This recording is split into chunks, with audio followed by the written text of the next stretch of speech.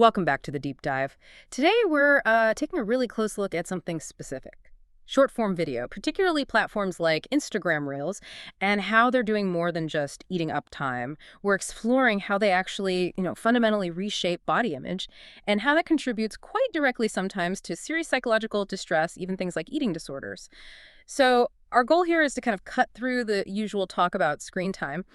This deep dive into the source material, it shows the issue isn't just general use. It's about the specific tools these apps use, the algorithms, the filters that alter appearances.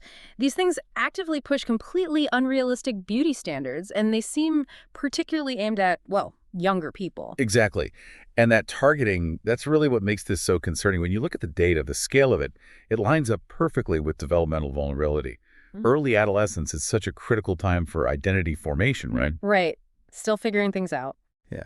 And the sources show that this constant tailored exposure, it's personalized to idealized bodies, and these, frankly, heavily edited lives, it can seriously intensify feelings of inadequacy. It can quickly fuel obsessive thoughts about flaws that might not even be real flaws. The content really feels like it's designed for maximum impact right when people are most vulnerable. Okay, so if it's the delivery method, not just the time spent looking, let's start there.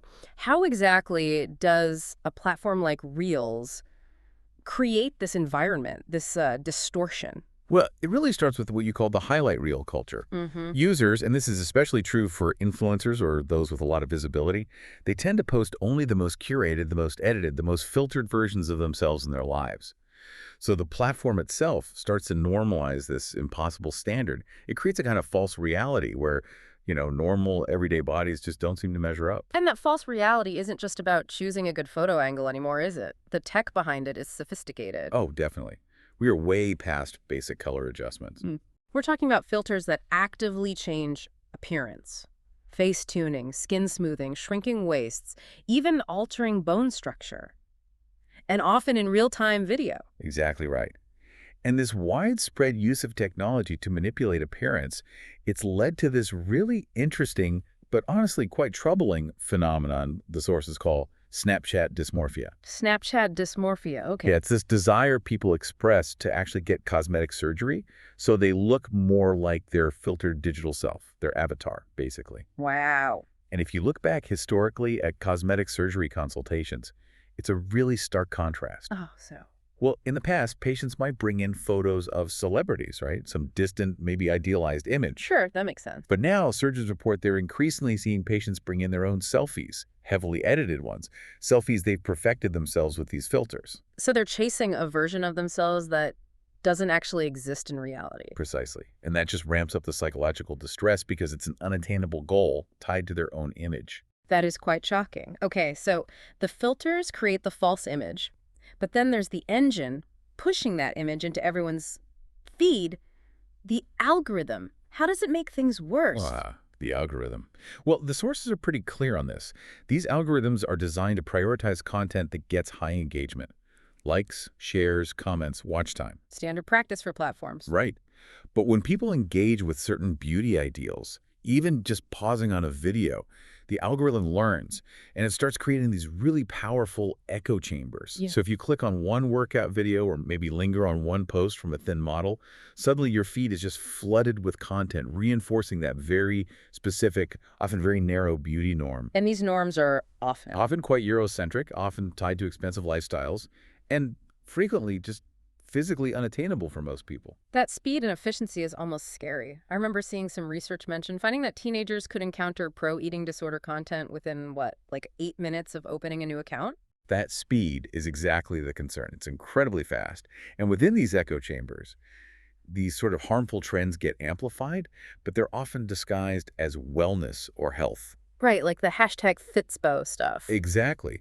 The sources make a distinction there. You have Fitspiration, or Fitspo, which can quickly slide into promoting obsessive exercise or really rigid clean eating. And then you have things like hashtag Thinspiration, which is much more overt, explicitly glorifying unhealthy thinness, and sometimes actual disordered eating behaviors. And Reels makes these extremes seem normal. It normalizes them, makes them look aspirational, or just frames them as part of a healthy lifestyle, which is obviously very misleading. Okay, this leads us straight into the psychological cost, doesn't it? This constant algorithmic loop. It drives what the sources call upward social comparison. Yes, that's a key concept. You're constantly, maybe subconsciously, measuring your own life, your own body, against this curated perfection you see online. And the result, almost inevitably, it's dissatisfaction. It is. And that dissatisfaction gets compounded by something else. Self-objectification. Explain that a bit. The platform structure itself, the whole system based on metrics, likes, views, comments, it fundamentally shifts how users see their own worth. Value moves away from internal things, like achievements or character, and becomes much more about superficial appearance metrics, how you look. So you start judging yourself based on how you think others are judging your appearance online. Exactly. When you're constantly monitoring how your body looks, how it's being received or judged online, you start to view your body almost like an object, something to be evaluated by others rather than, just part of you. And over time, that kind of chronic self-monitoring, it's exhausting. It really heightens internal distress. Is this connected to something the sources call the Proteus effect? It is, yeah. They're related. The Proteus effect is basically about how our behavior starts to get influenced by our digital selves, our online representations. So if my online self is this filtered, perfect version. Right. If you spend a lot of time embodying that filtered, digitally altered self online, you might start adopting behaviors or expectations based on that image, the virtual one. And this creates a really profound disconnect from your actual physical appearance. It fuels this almost desperate need to change your real body to match the online one. And that drive, that urge to match the virtual image, that's what's being termed selfie dysmorphia. Yes.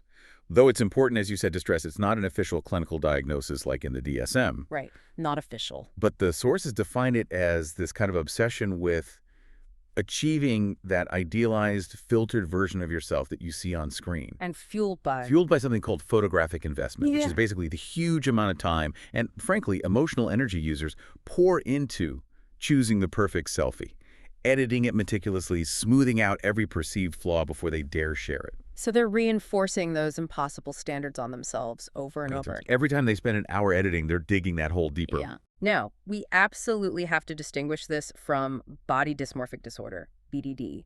That is a recognized and often very severe mental health disorder. Absolutely crucial distinction. Huh. BDD is formally classified.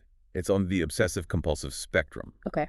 People with BDD are intensely preoccupied with perceived flaws in their appearance flaws that other people usually see as minor or don't even notice at all.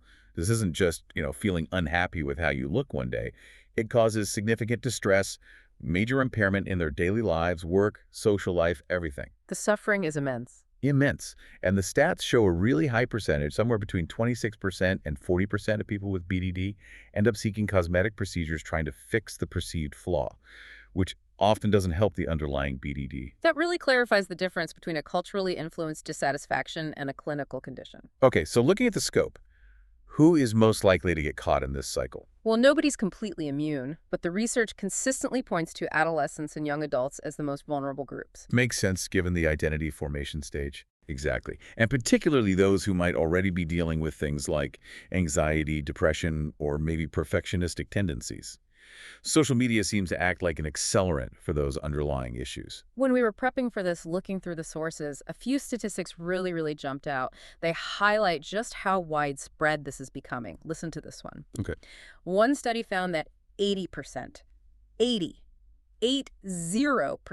of girls had used filters or distorted their online appearance by the time they were just 13. 13, that's staggering. That means this digital distortion is becoming normalized before they even properly start high school. And it continues. A 2022 survey found 52% of girls use filters daily, every single day. And the sad part is the internal conflict it creates. Yeah. That same source mentioned, I think, 60% of those young girls felt upset that their real appearance didn't match their edited online self. That dissonance must be incredibly painful.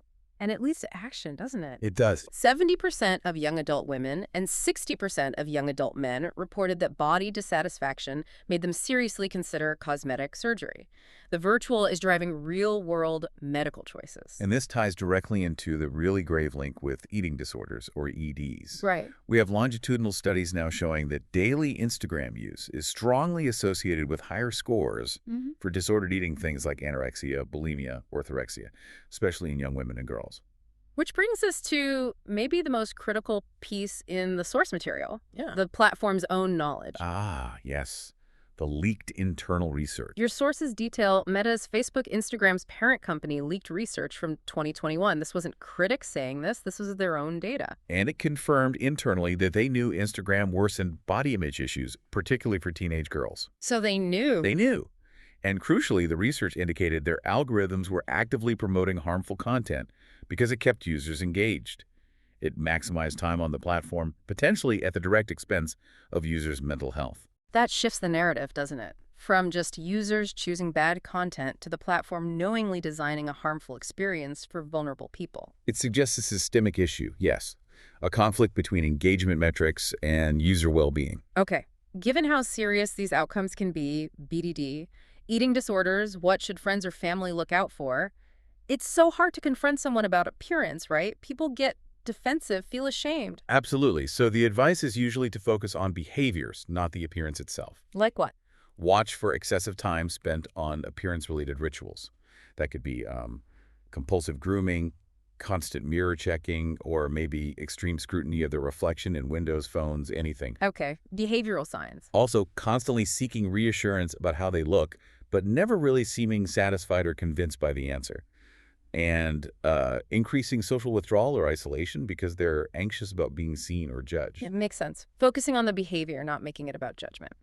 Okay, let's shift towards solutions because the research does offer some hope, right? It does. The source material suggests the type of content you consume might actually matter more than just the total amount of time you spend scrolling. Exactly. And that gives us a clear pathway for intervention. It's not just about quitting entirely, which isn't realistic for many. So what are the targeted strategies? Well, the first big one is robust media literacy, meaning really learning to recognize edited and filtered content, to critically analyze the images you see, and crucially, to internalize the fact that most images, even from friends sometimes, are curated or altered in some way. Just knowing that, internalizing it, has been shown to reduce the negative hit from social comparison.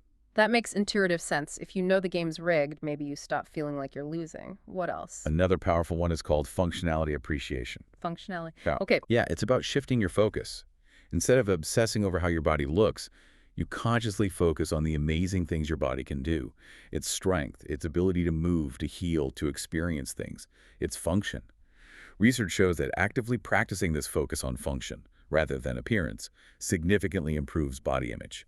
It helps reduce that self-objectification we talked about. I like that, appreciating what it does, not just how it looks. What's the third strategy? Curated content.